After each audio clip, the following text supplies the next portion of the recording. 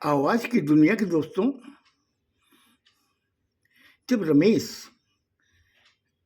अपनी पत्नी का बनाया हुआ टिफिन लेके जब रेस्टोरेंट की तरफ निकला, वो सोच रहा था कि काश इनको भी जैसे मुझे कृष्ण भगवान दिखाई देते हैं वैसे इन्हें भी दिखें, ताकि इन्हें विश्वास हो कि ये सृष्टि उन्हीं की रचाई हुई है, उन्हीं की वजह से हम लोग सांस ले रहे हैं। ये सब चीज़ें वो सोचते सोचते कब उसका अन्नपूर्णा रेस्टोरेंट आ गया और वो अंदर चला गया, जाके काउंटर में बैठा। बैठ के वो सोच रहा था, हे ईश्वर, आज तुम मेरे सामने आ,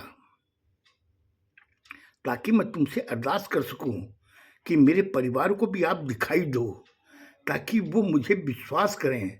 वो मेरी मजाक उड़ा रहे हैं जब मैं उन्हें बताता हूँ कि किस भगवान मेरे पलंग के सामने खड़े थे, मेरे रेस्टोरेंट में बैठे हुए थे, लेकिन वो विश्वास नहीं कर रहे हैं। वो सोच रहे हैं कि इनका माथा खराब हो गया। इतनी देर में कस्टमर आया, आके उसने कहा कि साहब मेरा बिल कितना हुआ। रमेश ने आवाज दी, अरे इनका बिल कितना है? उसने कहा कि 1500 रुपये का है। उसे 1500 रुपये ले लिए। उसके बाद में एक जना हो रहा है, उसने कहा कि साहब इसका बिल, इन साहब का बिल कितने का? बोला 500 रुपये का। ऐसे करके वो रुपये ले रहे थे, उसके दिमाग से वो चीज़ निकल गई। अब वो पेमेंट ले रहा था, तब तक पता चला कि उसका दोस्त आ गया। दोस्त जब आ गया तो उसने दोस्त को कहा, तुम आ गए? बोला हाँ आ गया ना मैं। बोले चल बैठ। उसे बैठा दिया। बोले देख, काउंटर में ज़्यादा भीड़ हो जाती है तो कुछ रुपए तुम लिया कर ग्राहकों से, वो कुछ मत लिया करूँगा। उससे क्या होगा कि हम लोगों का काम भी हल्का होगा और कस्टमर ज़्यादा देर खड़े नहीं रहेंगे। नहीं तो क्या होता है कि वो लाइन लगा खड़े हो जाते हैं, हमारा पहले ले लीजिए, हमारा पहला ले लीजिए। इसलिए तो तुम कुछ पेमेंट लेना, कुछ मैं लूँगा। उससे क्या कि उनको भी परेशानी नहीं होगी और जल्दी ही काम सड़ जाएगा। उसने कहा ठीक है, और वो बैठ गया। एकदम सबका पेमेंट बड़ी सुचारू रूप से काम चल रहा था, अच्छी होटल चल रही थी। शाम के 7:30 बज गए। शाम के 7:30 बजे तो उस समय उसे ध्यान आया कि मुझे तो अब तो घर जाना है। तो उसने अपने दोस्त से कहा कि मैं तुमसे एक बात कहूँ तो तुम विश्वास करोगे? बोले बोलो। यार तेरी बात पे मैं विश्वास करता हूँ, तूने मुझे कहा कि मैनेजर बन जाओ, मैं आके बैठ गया। मेरी पत्नी से पूछा, उन्होंने कहा नहीं, रमेश जी अगर कह रहे हैं तो आप चले जाओ। और मैं आ गया। अब तेरी बात पे विश्वास नहीं करूँगा, तू बोल। तब तक रेस्टोरेंट में कस्टमर भी कम हो गए थे, इक्का दुक्का था। उसने कहा कि अपनी कुर्सी मेरे पास लेके आ। तो उसकी कुर्सी और उसकी कुर्सी में कम से कम 3 फुट का डिफरेंस था। वो उसके करीब कुर्सी खींच रहा है। बोलो बोलो रमेश, क्या बात है? बोले तुम जो बार बार पूछते हो ना कि रुपए कहाँ से आए, आज मैं तुम्हें पूरी कहानी बताता हूँ। बोले हाँ, मेरे भी मन में शंका है, आखिर रुपए तुम्हारे पास आए कहाँ से, तो तुम मुझे बताओ। उसने उससे कहा कि एक चीज सुन, मैं तुमसे कहूं कि कृष्ण भगवान मुझे दिखाई देते हैं, तुम विश्वास करेगा?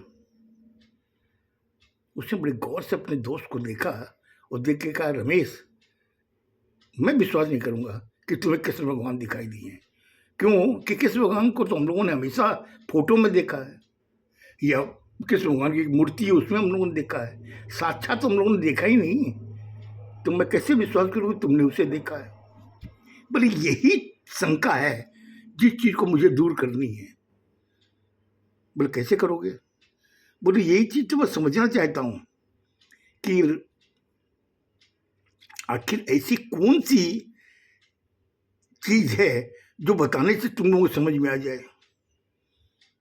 बोले रमेश, तुम जो चीज समझा रहे हो ना, मेरे समझ के बाहर की है। खैर तुम बोलो। बोले देखो बात ऐसी है कि मैं एक बार छत पे सो रहा था, आज से 5 दिन पहले। कृष्ण भगवान मेरे छत के डोली पर आके बैठ गए। वैसी मुस्कुराहट थी, हाथ में बंसुरी थी। और जब मैं उठा सुबह तो देख रहा हूँ कि वहाँ कोई नहीं था। उस समय तो मैं बात दबा गया। फिर कल की बात बता रहा हूँ तुम्हें। बोला बताओ। बोले जब सब कस्टमर यहाँ से चले गए, ग्राहक कोई भी नहीं था और मेरे जितने भी कारीगर थे सब अंदर काम कर रहे थे, कल के मिठाई वगैरह के बारे में ये सब चीज़ प्रोग्राम कर रहे थे, तब तक देखता हूँ 3 नंबर टेबल के ऊपर कृष्ण भगवान बैठे हुए। बोले क्या बोल रहे तुम? बोला हाँ मैं तुम्हें सही बता रहा हूँ। बोले रमेश कभी हो सकता है? बोले 3 नंबर टेबल पे वो बैठे हुए मुस्कुरा रहे थे, वैसे हाथ में उनकी बंसुरी थी। फिर मैंने उनसे कहा कि आप आ गए? बोले हाँ मैं आ गया। मैंने कहा कुछ पियेंगे? बोले क्या पिलाओगे? मैंने उनसे कहा कि यहाँ की चाय बहुत अच्छी बनती है। उन्होंने कहा फिर पिला दो। मैं जब चाय के लिए कारीगर को कहा, वो जब लेके आया तो उसने कहा कि चाय कहाँ रखनी है, यहाँ तो कोई नहीं है। बोले 3 नंबर टेबल पे रख दे। वो टेबल पे रख के जब वो चला गया, फिर वो कृष्ण भगवान चाय को पी रहे, मैं उन्हें देख रहा हूँ। अब मेरे समझ में नहीं आ रहा था कि आखिर ये क्या हो रहा है। बोला देख रमेश, तू कहीं ना कहीं कोई चीज छुपा रहा है, क्योंकि आज कृष्ण भगवान तुम्हें दिखाई दे रहे हैं, उस कारीगर को दिखाई नहीं दी है। इसका कारण क्या है? तुम मुझे पूरी बात बता दे, मैं समझूंगा चीज क्या है। बोले यही चीज तो मैं तुम्हें बता नहीं सकता। बोले तुम्हें बतानी पड़ेगी, नहीं बताएगा तो मैं तुमको सॉल्यूशन कैसे दूंगा इसका, और कैसे बताऊंगा कि ये तू सच बोल रहा है या झूठ बोल रहा है। हो सकता तेरी कोई कहानी हो, तेरी कोई कहानी हो। बोले तू कुछ भी समझ, लेकिन मेरे साथ तो कुछ ऐसा ही हो रहा है। बोला खैर जो भी तू बता रहा है मैं विश्वास करता भी हूं, नहीं भी करता हूं, लेकिन तू जब तक पूरी चीज नहीं बताएगा मैं उसका सॉल्यूशन तुम्हें नहीं दूंगा। बोले वही तो मैं नहीं बता सकता। बोले जब नहीं बता सकते तो अधूरी बात बताने से तुम्हें मतलब क्या है? क्यों मुझे तुम शंका में डाल रहे हो? इतनी देर में कस्टमर जो 1-2 बचे थे वो जो पेमेंट लेके आए, तो उस जगह उसके रमेश के दोस्त ने पेमेंट ले लिया। अब वो सोचने लगा कि इसको मैं बताऊं या न बताऊं, मगर वो सोचा मुझे तो अब घर जाना है, घर जाऊंगा तो वही चीज आएगी सामने, बच्चे भी पूछेंगे, वाइफ भी पूछेगी, अब मैं क्या जवाब दूंगा इनको। तब तक 8 सवा 8 बज चुकी थी। वो लोग वहाँ से सब हिसाब कंप्लीट करके दुकान को मंगल करके घर आने लगे। रमेश के दोस्त ने कहा कि भैया मैं तो घर जा रहा हूँ। रमेश बोले हाँ तुम अपने घर जाओ, मैं अपने घर जाता हूँ।